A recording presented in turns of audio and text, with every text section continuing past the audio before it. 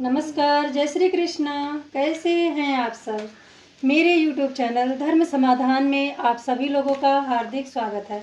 आज हम आपको सुंदरकांड दोहा संख्या 45 से 50 तक हिंदी में अर्थ सहित सुनाने जा रहे हैं। आप सभी श्रद्धालु भक्तजनों को वंदना ओझा की तरफ से राम राम। शांतम शाश्वतम प्रमेयमनघम निर्वाण शांति प्रदम ब्रह्मा शंभु फणीन्द्र सेव्य मनिशं वेदांत वेदं विभुं रामाख्यं जगदीश्वरं सुरगुरुं माया मनुष्यं हरिं वन्देऽहं करुणाकरं रघुवरं भूपालचूडामणिं नान्यस्पृहा रघुपते हृदये अस्मदीये सत्यं वदामि च भवानिखिलान्तरात्मा भक्तिं प्रयच्छ रघुपुङ्गव निर्भरां मे कामादिदोषरहितं कुरु मानसं च अतुलितबलधामं हेमशैलाभदेहं दनुजवनकृशानुं ज्ञानीनाम् अग्रगण्यं सकलगुणनिधानं वानराणामधीशं रघुपतिप्रियभक्तं वातजातं नमामि। श्रवण सुजस सुनियायौ प्रभु भंजन भव भूईर त्राहि त्राहि आरति हरन शरण सुखद रघुवीर सियावर रामचंद्र की जय। अस कही करत दंडवत देखा तुरत उठे प्रभु हर्ष विशेषा दीन बचन सुनि प्रभु मन भावा भुज विशाल गहि हृदय लगावा अनुज सहित मिली डिग बैठारी बोले बचन भगत भयहारी कहु लंकेश सहित परिवारा कुशल कुठार बास तुम्हारा खल मंडली बसहु दिन राती सखा धर्म निभहि केहि भांति मैं जानू तुम्हारी सब रीति अति नय निपुण न भाव अनीति बरुबल बास नरक करताता दुष्ट संग जन दे विधाता अब पद देखी कुशल रघुराया जो तुम कीन्ह जानि जन दाया श्री राम जय राम श्री राम जय जय राम। तब लगी कुशल न जीव कहू सपने हूँ मन विश्राम तब लगी भजत न राम कहू शोक धाम तज काम सियावर रामचंद्र की जय पवन सुत हनुमान की जय अयोध्या राम जी लला की जय बोलो भाई सब संतन की जय। तब लगी हृदय बसत खल नाना लोभ मोह मच्छर मधमाना जब लगी उर न बसत रघुनाथा धरे चाप सायक कटिभाता ममता तरुण तमी अधियारी राग द्वेष उलूक सुखकारी जब लगी बसती जीव मन माही जब लगी प्रभु प्रताप रविनाही अब मैं कुशल मिटे भय भारे देखी राम पद कमल तुम्हारे तुम कृपाल जा पर अनुकूला ताहि न व्यापत त्रिविध भवसूला मैं निश्चर अति अधम स्वभाव शुभ आचरण कीन नहीं काऊ जा स्वरूप मुनि ध्यान नावा तो पुनि हर्षि हृदय मोहिलावा श्री राम जय राम जय रघुनंदन जय घनश्याम अहो भाग्य ममामित अति राम कृपा सुख पुंज देखियो नयन विरंचि शिव सेव्य जुगल पद कंज सियावर रामचंद्र की जय पवन सुत हनुमान की जय अयोध्या राम जी लला की जय। सुनहु सखा निज कहाँ स्वभाव जान भुसुंडी संभ गिर जाऊ जो नर होई चराचर द्रोही आवे सभय शरण तकी मोही तजि मद मोह कपट छल नाना करहु सध्य तेहि साधु समाना जननी जनक बंधु सुत दारा तनु धनु भवन सुहृदय परिवारा सब कै ममता ताग बटोरी मम पद मनहि बाँधि बर डोरी समदर्शी इच्छा कछु नाही हर्ष शोक भय नहीं मन माही अस सज्जन मम उर्वस कैसे लोभी हृदय बसऊँ धनु जैसे तुम सारीखे संत प्रिय मोरे धरऊँ देह नहीं आन निहोरे श्री राम जय जय राम, जय रघुनंदन जय घनश्याम। सगुन उपासक परहित, निरत नीति दृढ़ नेम। ते नर प्राण समान मम, जिनके द्विज पद प्रेम। सियावर रामचंद्र की जय, पवन सुत हनुमान की जय। सुनहु लंकेश सकल गुण तोरे, ताते तुम अतिशय प्रिय मोरे। राम बचन सुनि बानर जूथा, सकल कहहि जय कृपा बरु था। सुनत विभीषण प्रभु कै बानी, नहीं अघात श्रवणामृत जानी। पद अम्बुज गहि बारहि बारा, हृदय समात न प्रेम अपारा। सुनहु देव सचराचर स्वामी, प्रणत पाल उर अंतर जामी। उर कछु प्रथम बास न रही, प्रभु पद प्रीति सरित जो बही। अब कृपाल निज भगति पावनी, देहु सदा शिव मन भावनी। एवं अस्तुत कही प्रभु रन धीरा, मांगा तुरत सिंधु कर नीरा। जदपि सखा तब इच्छा नाही, मोर दरसु अमोघ जग माही। अस कही राम तिलक तेहि सारा, सुमन वृष्टि नभ भई अपारा। रामन क्रोध अनिल निज, श्वास समीर प्रचंड। जरत विभीषण राख्यों, दीन्ह्यों राज अखंड।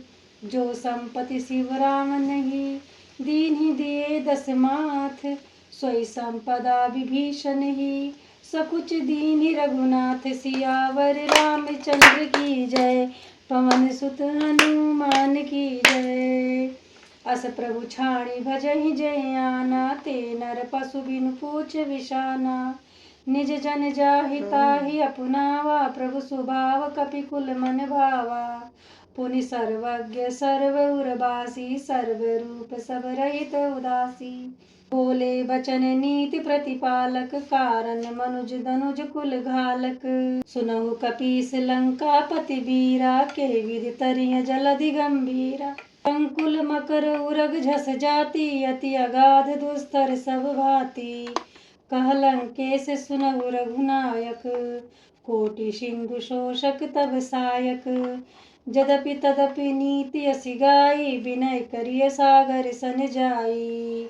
श्री राम जय जय राम, जय रघुनंदन जय घनश्याम। जानकी वल्लभ सीताराम, सीताराम सीताराम।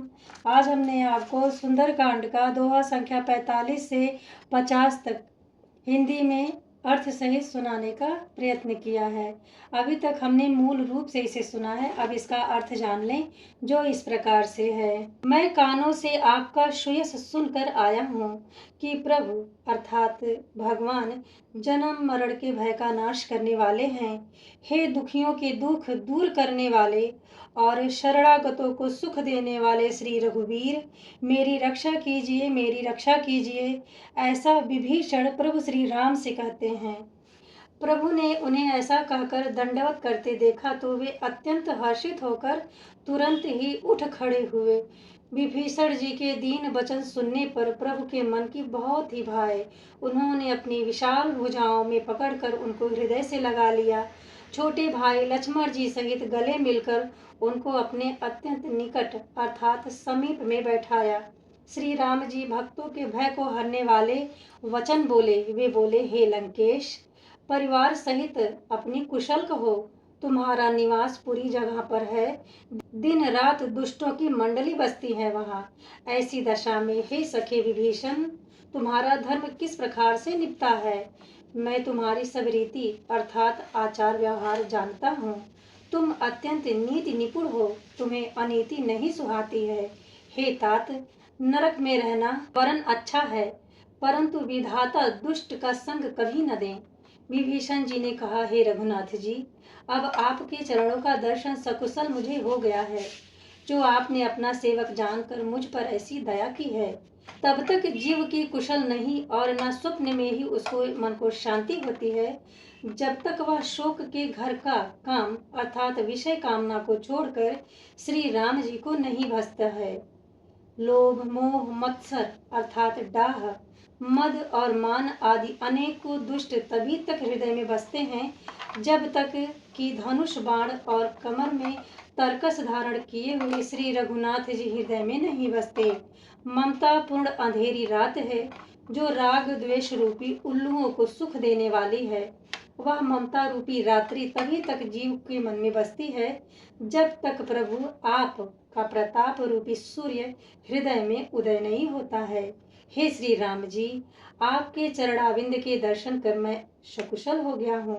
मेरे भारी भय मिट गए हैं। हे कृपालु, आप जिस पर अनुकूल होते हैं ना, उसे इन तीनों प्रकार के भवशूल अर्थात आधि आध्यात्मिक, अधिदैविक और अधिभौतिक ताप नहीं व्यापते हैं। मैं अत्यंत नीच स्वभाव का राक्षस हूँ। मैंने कभी शुभ आचरण नहीं किया जिनका रूप मुनियों के भी ध्यान में नहीं आता। उन प्रभु ने स्वयं हर्षित होकर मुझे हृदय से लगा लिया। हे कृपा और सुख के पुंज श्री राम जी, मेरा अत्यंत असीम सौभाग्य है जो मैंने ब्रह्मा शिव जी के द्वारा सेवित युगल चरण कमल को अर्थात आपके चरणों को अपने नेत्रों से देखा है। श्री राम जी ने कहा, हे सखे विभीषण सुनो, मैं तुम्हें अपना स्वभाव कहता हूँ जिसे कागभूषुंडी शिव जी और पार्वती माता भी जानती हैं। कोई मनुष्य संपूर्ण रूप से जड़ चेतन अथवा जगत का द्रोही ही क्यों न हो, यदि वह भी भयभीत होकर मेरी शरण में आ मेरी शरण तक कर आ जाए और मद मोह तथा नाना प्रकार के छल कपट का त्याग कर दे तो मैं उसे बड़ी शीघ्रता से साधु के समान बना देता हूँ। माता पिता भाई पुत्र स्त्री शरीर धन घर मित्र और परिवार इन सब के ममत्व रूपी तारों को बटोर कर और उन सब की एक डोरी बटोर कर उसके द्वारा जो अपने मन में मेरे चरणों को बांध देते हैं ना, अर्थात सारे सांसारिक संबंधों का केंद्र सिर्फ और सिर्फ मुझे ही बना लेते हैं, जो समदर्शी हैं, जिसे कुछ भी पाने की इच्छा नहीं होती है और जिसके मन में हर्ष शोक और भय नहीं है, ऐसा सज्जन मेरे हृदय में कैसे बसता है कि जैसे लोभी हृदय में धन बसता हो। तुम सरीखे संत ही मुझे प्रिय होते हैं। मैं और किसी के निहोरे अर्थात कृतज्ञता के वश देह धारण नहीं करता हूँ। जो सगुण अर्थात साकार भगवान के उपासक हैं, दूसरे के हित में लगे रहते हैं, नीति और नियमों में दृढ़ हैं और जिन्हें ब्राह्मणों के चरणों में प्रेम है, वे मनुष्य मेरे प्राणों के समान हैं। हे लंकापति विभीषण सुनो, तुम्हारे अंदर उपयुक्त सब गुण हैं, इनसे तुम मुझे अत्यंत ही प्रिय हो। श्री राम जी के वचन सुनकर वह वानरों के समूह कहने लगे, कृपा के समूह श्री राम जी की जय हो, श्री राम जी की जय हो। प्रभु की वाणी सुनते हैं और उसे कानों के लिए अमृत जानकर विभीषण जी अघाते ही नहीं है। वे बार बार श्री राम जी के चरण कमलों को पकड़ते हैं। पार प्रेम है, हृदय में समाता नहीं है। विभीषण जी ने कहा, हे देव, हे चराचर जगत के स्वामी, हे शरणागत के रक्षक, हे सबके हृदय के भीतर जानने वाले, सुनिए। मेरे हृदय में पहले कुछ वासना थी, वह प्रभु के चरणों की प्रतिरूप नदी में बह गई। अब तो हे कृपालु शिव जी के मन की सदैव प्रिय लगने वाली अपनी पवित्र भक्ति मुझे दीजिए। एवं मस्तु, ऐसा ही हो कहकर रणधीर प्रभु श्री रामचंद्र जी तुरंत ही समुद्र का जल मांगा और कहा, हे सखा, यद्यपि तुम्हारी इच्छा नहीं है, पर जगत में मेरा दर्शन अमोघ है, वह निष्फल नहीं जाता। ऐसा कहकर श्री राम जी ने उनका राज तिलक कर दिया। आकाश से पुष्पों की अपार वृष्टि हुई। श्री राम जी ने रावण के क्रोध रूपी अग्नि में जो अपनी अर्थात विभीषण की श्वास वचन रूपी पवन के प्रचंड हो रही थी, जलते हुए विभीषण जी को बचा लिया और उसे अखंड राज्य दे दिया। शिव जी ने जो संपत्ति रावण को 10 सिरों की बलि देने पर दी थी, वही संपत्ति श्री रघुनाथ जी ने विभीषण को सकुच ही दे दिया, अर्थात ऐसे ही दे दिया। ऐसे परम कृपालु प्रभु को छोड़कर जो मनुष्य दूसरों को भजते हैं, वे बिना सींग पूछ के पशु हैं। अपना सेवक जानकर विभीषण जी को श्री राम जी ने अपना लिया। प्रभु का स्वभाव वानर कुल के मन को बहुत ही भाया। फिर सब कुछ जानने वाले, सबके हृदय में बसने वाले, सर्वस्वरूप सब रूपों में प्रकट होने वाले और तो पर कृपा करने के लिए मनुष्य बने हुए तथा राक्षसों के कुल का नाश करने वाले श्री राम जी नीति की रक्षा करने वाले वचन बोले। हे वीर वानर राज सुग्रीव और लंकापति विभीषण, सुनो, इस गहरे समुद्र को किस प्रकार पार किया जाए। अनेक जाति के मगर, सांप और मछलियों से भरा हुआ यह अत्यंत अथाह समुद्र पार करने में सब प्रकार से कठिन है। विभीषण जी ने कहा, हे रघुनाथ जी सुनिए, यद्यपि आपका एक बाढ़ ही करोड़ों समुद्रों को सोखने वाला है, अर्थात सुखा सकता है, तथापि नीति ऐसी कही गई है कि उचित वही होगा कि पहले जाकर आप समुद्र से प्रार्थना करें। दीप से हनुमान जी की खड़े होकर आरती करें। आरती कीजिए हनुमान लला की, दुष्ट दलन रघुनाथ कला की। अपनी मनोमंगल कामनाओं को पूर्ति हेतु प्रार्थना करें।